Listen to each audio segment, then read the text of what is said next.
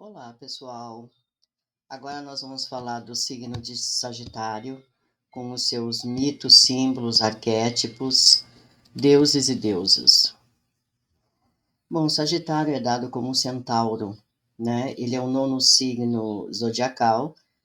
O modo dele é mutável, o seu elemento é fogo e o regente é Júpiter. Então, vendo outros arquétipos míticos, né? Ele está associado a Quiron, que é o centauro, a Ártemis, que é a Diana, Héstia e Vesta. Para os egípcios, Sagitário era um signo de guerra, pois a lua cheia nesse signo, que era em junho, marcava a época em que os exércitos imperiais começavam a marchar. Para nós, porém, Sagitário é um signo de filosofia e não de guerra, o que condiz com a sua posição no ciclo anual. Durante o mês de Sagitário, o mundo está trancado nas profundezas do inverno.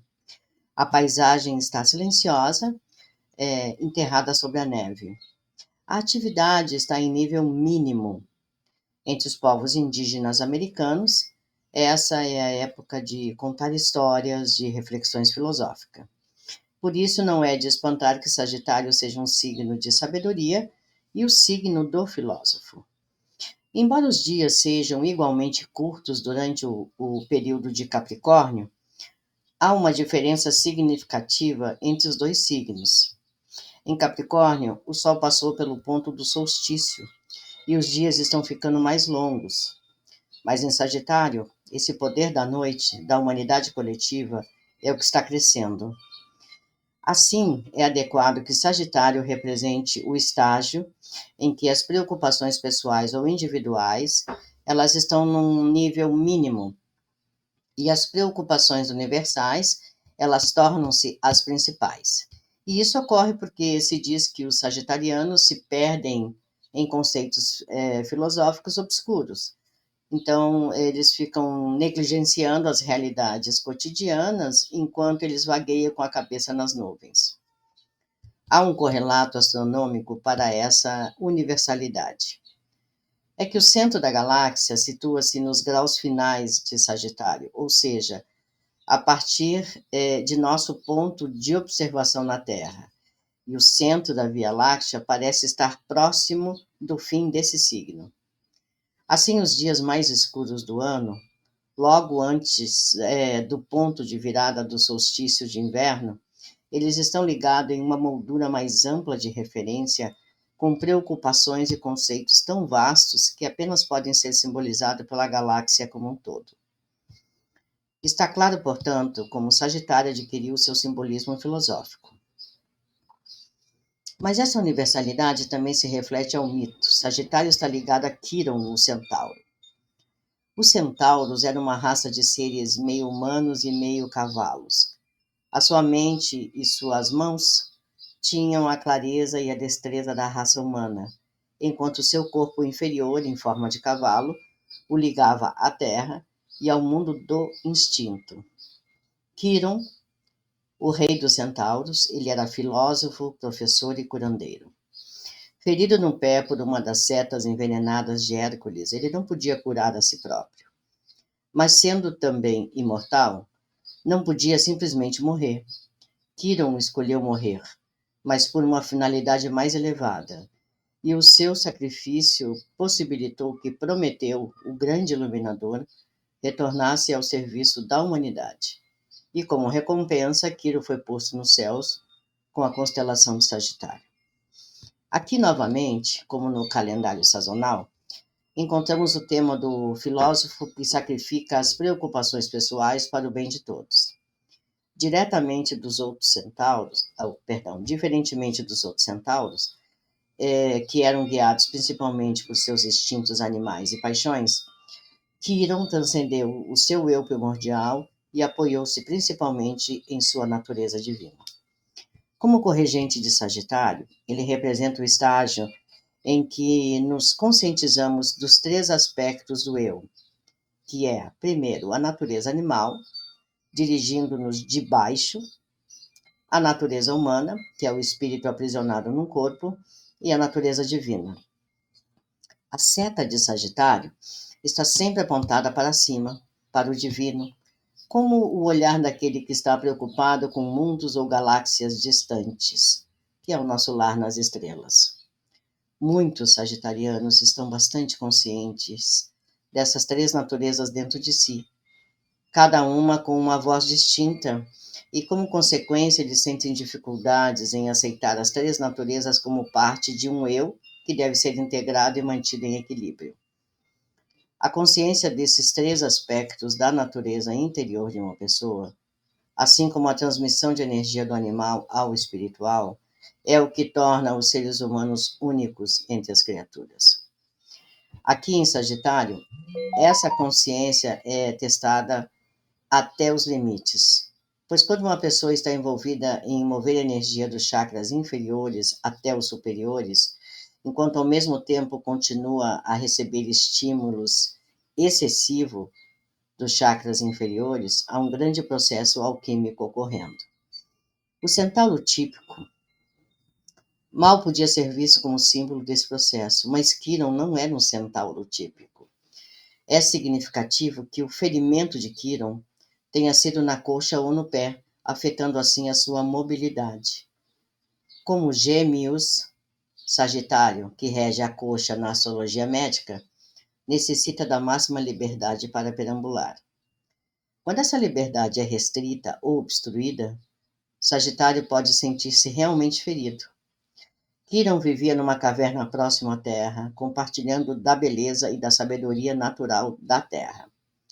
Os sagitarianos com bastante terra em seu mapa provavelmente terão fortes relações com Quirón.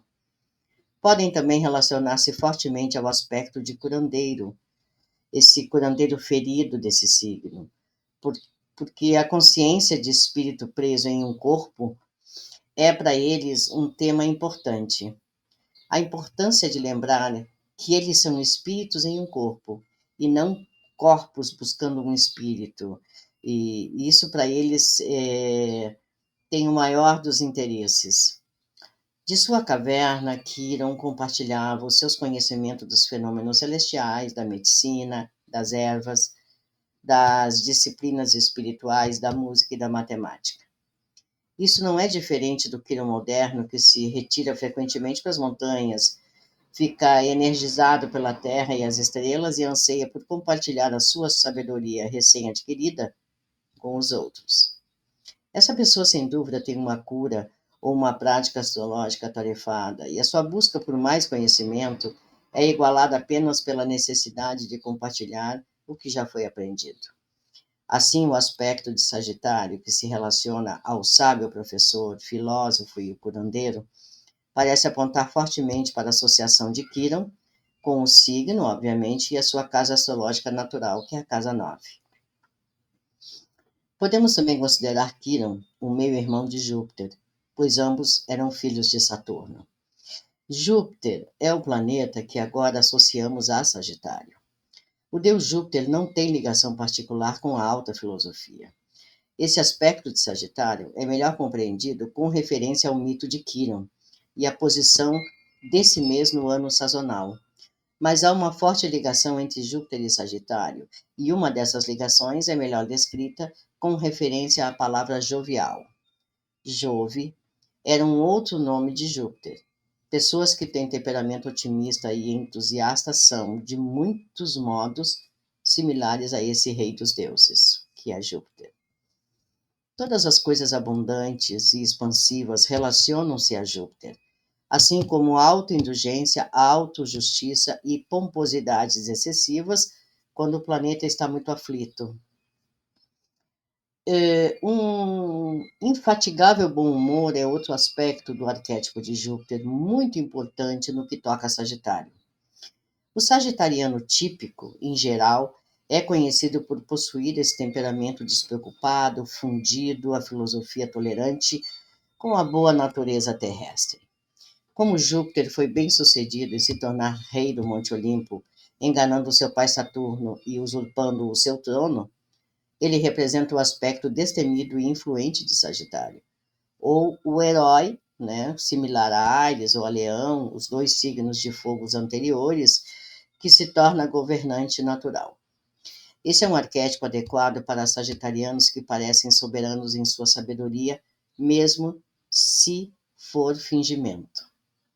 Mas outras correlações entre Júpiter e Sagitário também ficaram bem aparentes.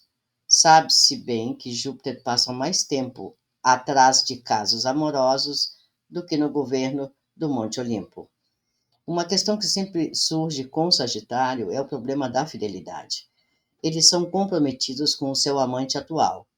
Essa não é a questão. Mas quanto tempo eles podem se manter neste compromisso já é outra questão. Até que a morte nos separe, não é exatamente um credo para o sagitariano, a menos que o mapa traga forte simbolismo de Juno ou de Câncer. E quando postos contra a parede para dizer essas palavras, eles normalmente estremecem. Como os geminianos, seus opostos polares, os sagitarianos estão sempre à procura. E em sua busca por um Deus, o significado da vida e a resposta a cada questão já proferida, os sagitarianos pulam muros e cercas e arrombam portas. Em outras palavras, eles sempre precisam de um alçapão que possam escapar, né? E estão sempre em busca da próxima montanha a escalar ou da próxima aventura, particularmente se envolver o ar livre. Sagitário sempre foi considerado um signo de sorte, seja no jogo ou simplesmente na vida. É verdade que há um aspecto de Sagitário que tem a velha e simples boa sorte, e com ela a fé de que tudo irá melhorar. O otimismo e o conhecimento interior que o sagitariano possui, e alguns diriam que eles têm uma boa sorte pelo seu anjo de guarda que o acompanham em cada aventura, podem derivar do fato de que Júpiter é o seu regente, e Júpiter sempre podia endireitar tudo. Não importava o problema em que a pessoa estivesse envolvida, se ele a julgasse merecedora dos seus esforços. E na maior parte do tempo, um olhar para cima e uma oração a Júpiter bastavam para realizar o desejo do receptor. A atribuição olímpica de Sagitário é tão importante quanto reveladora. Manilio escreve: a parte humana da caçadora Diana rege, mas a do cavalo é regida por Vesta. Com frequência pensamos em Diana, em Ártemis, como uma deusa da lua, embora isso não seja muito exato. No final do período clássico, ela tinha associações lunares, embora tenha estado sempre ligada a uma fase em particular do ciclo lunar, que é a lua nova, simbolizada pela ninfa ou pela donzela. Ártemis afastou-se de qualquer envolvimento romântico com homens ou deuses, preferindo a liberdade para correr solta pelas montanhas da Arcádia, e até hoje se diz que sagitarianas notoriamente têm medo de homens, quando se trata de compromissos em relações humanas, é óbvio, né? E que elas dão um valor realmente alto à liberdade pessoal.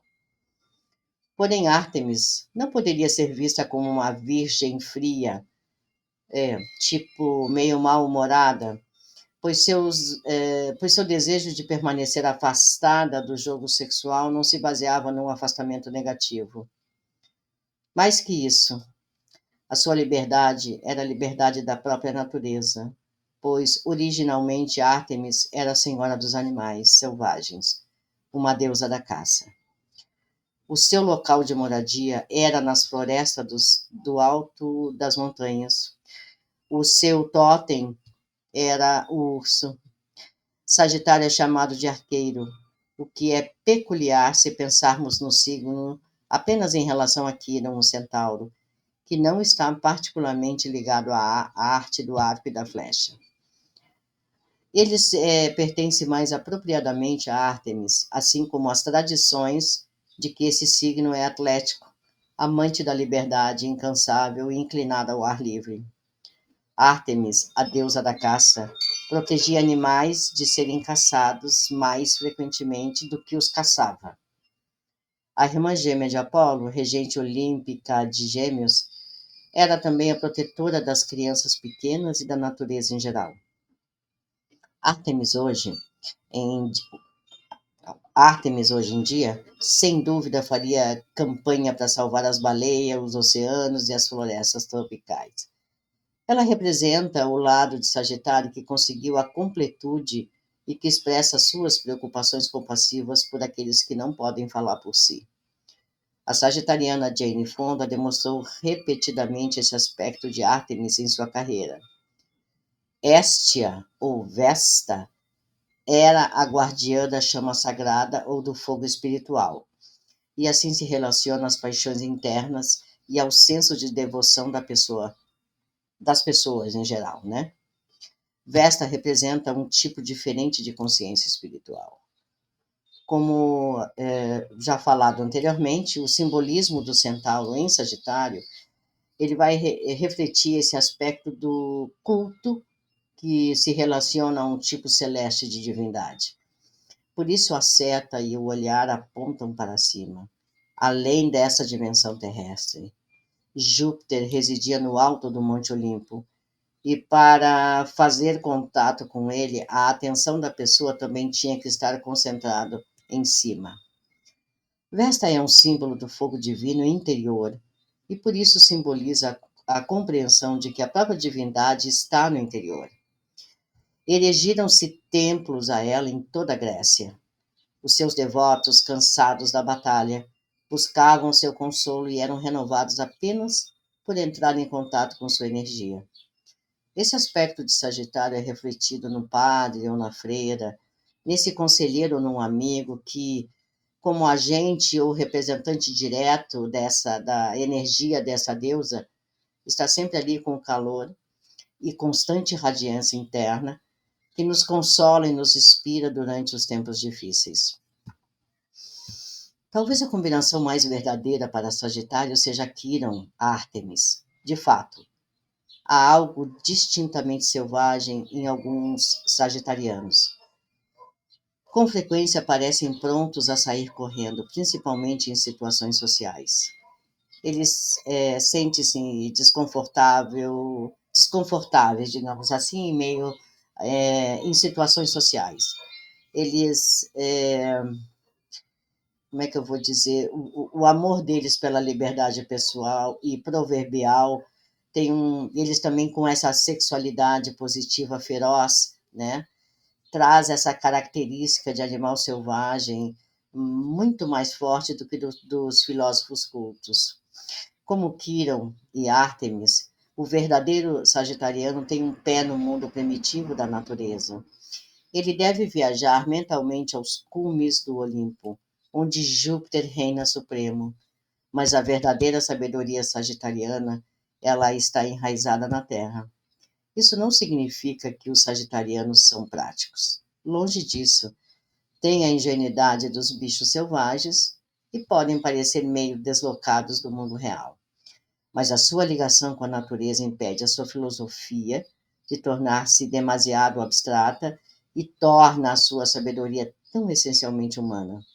Quando o Sol está em Sagitário, o conceito da jornada do herói para compreender a vida e a existência mantém esse fogo aceso. A Lua em Sagitário, por outro lado, ela necessita encarar a vida com um toque bastante leve.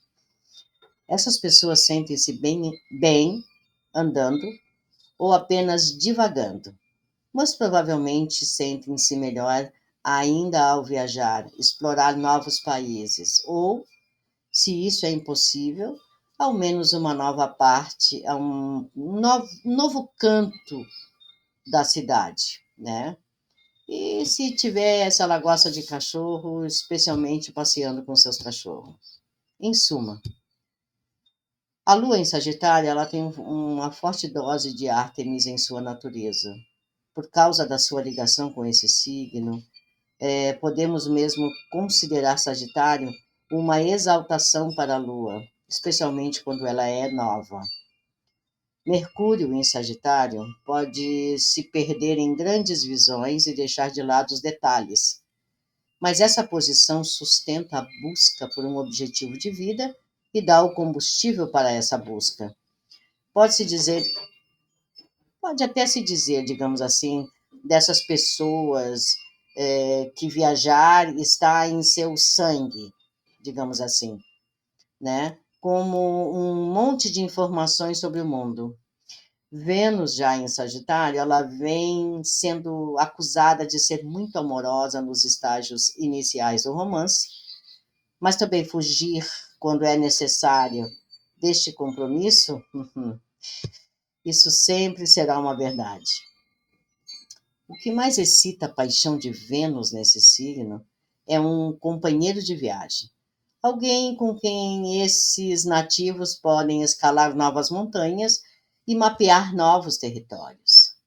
Já Marte em Sagitário depende de uma porção de energia e desenvolvimento pessoal em atividades filosóficas, e especialmente ao ar livre. Essas pessoas também se sentem atraídas por atividades que demandam pouca supervisão ou regras. Já Ceres alimenta as visões, os objetivos, os ideais, sonhos e crenças da pessoa. Ela pode tornar-se filha do universo, professora e uma excelente visionária. Como Júpiter era pai de Atena, Palas em Sagitário exerce pressão sobre a defesa da pessoa contra o sistema patriarcal e a sua relação com o pai.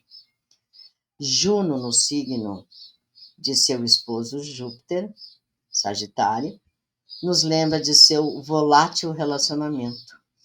Esses indivíduos precisam olhar profundamente para aquilo em que estão entrando antes de se comprometer em um relacionamento muito sério.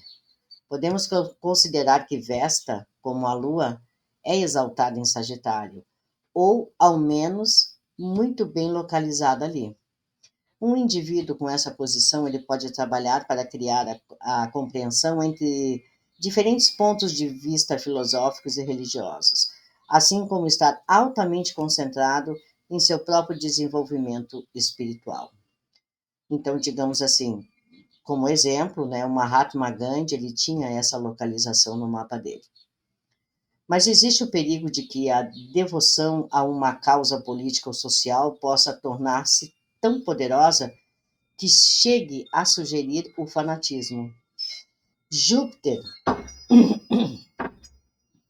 Júpiter em seu próprio signo em geral, ele tem os ganhos de um político ou advogado e pode mostrar o tipo de celebridade ou fama pela qual alguém influencia as massas. Vamos dar um exemplo assim, George Bush. Saturno em Sagitário ou na nona casa, ela liga Júpiter a seu pai e é favorável para investir nos negócios e no mundo financeiro. Mas também é verdade que a tensão entre os dois pode resultar em um conflito entre seguir um caminho material ou então espiritual.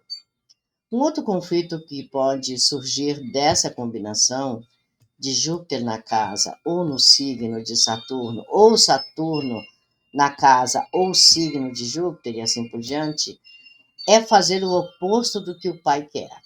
Além disso, quando o espírito prático e mundano de Saturno está concentrado em um senso jupiteriano de finalidade social ou espiritual, o resultado geralmente é o sucesso. Isso pode produzir um advogado, um banqueiro. Quiron, como Júpiter, ele era filho de Saturno, embora Quiron possa ser considerado o irmão sombrio, aquele animal de Júpiter, né? Quiron, na nona casa, ele favorece essa grande síntese de conhecimento que é o maior dom de Júpiter, pois acrescenta uma sabedoria terrena às especulações mais cerebrais de Júpiter. Isso pode produzir o curandeiro ou médico. Urano, na nona casa, ele pode conceder a habilidade de pôr para funcionar até os projetos mais malucos, pois o senso de finalidade da pessoa está centrado na originalidade uraniana. Aqui podemos encontrar o ativista social ou político, o líder ou o seguidor de um culto, né? O inovador, o inventor. Mas o lado problemático de Sagitário, na sua arrogância e no seu absolutismo, muito provavelmente surgirá com esses contatos. Antigamente, Júpiter regia Peixes, um signo agora dado a Netuno. Por isso, a posição de Netuno na nona casa ou quaisquer aspectos entre Júpiter e Netuno são potencialmente de enorme importância. Netuno canaliza o senso de finalidade social da nona casa em objetivos idealistas. Essa posição é comum entre trabalhadores sociais, clérigos, psicoterapeutas e outros membros de profissão de ajuda. Há um forte impulso espiritual nesses indivíduos para fazer o que acham que agradará a Deus ou ajudará a trazer a salvação para as suas próprias almas. Plutão, na nona casa, na casa de Sagitário, concede poder e determinação e talvez obsessão para a própria busca espiritual. Muitos desses nativos crescem em famílias que encampam rígidos sistemas de crença. Outros são criados em famílias sem nenhum sistema de crença, mas, de qualquer modo, não compelidos a buscar respostas espirituais que funcionem para eles como indivíduos. E por causa do poder de Plutão, eles podem também influenciar as massas em suas crenças. Vamos dar um exemplo disso aí, o mitólogo Joseph Campbell. Os períodos em que Netuno e Urano passaram por Sagitário acabaram se justapondo, digamos assim, que foi de 1970 até 1988. Um ou ambos os planetas exteriores estavam nesse signo magnânimo. Cultos religiosos e gurus prosperaram durante esses anos de forma inédita na história recente. E foi um tempo acelerado para a viagem aérea, quando nenhuma distância era grande demais para se viajar, né, em busca de um ideal. E, de fato, a pirataria aérea, um infeliz subproduto do tempo, atingiu o seu ápice também durante essa época, tornando a viagem a longa distância muito mais arriscada. Plutão entrará em Sagitário, né? Ou já entrou em Sagitário na virada do milênio, quando esperamos as barreiras raciais, religiosas e políticas, que elas não mais continuem, né, e não mais nos separem. Então, a nossa torcida é para que esse Plutão Sagitário ele consiga trazer uma nova revolução, né, que ele possa destruir qualquer tipo de barreira, nos trazendo o novo e que a gente consiga superar tudo isso de negativo que o mundo vem mostrando a todos nós. Muito obrigada, um forte abraço.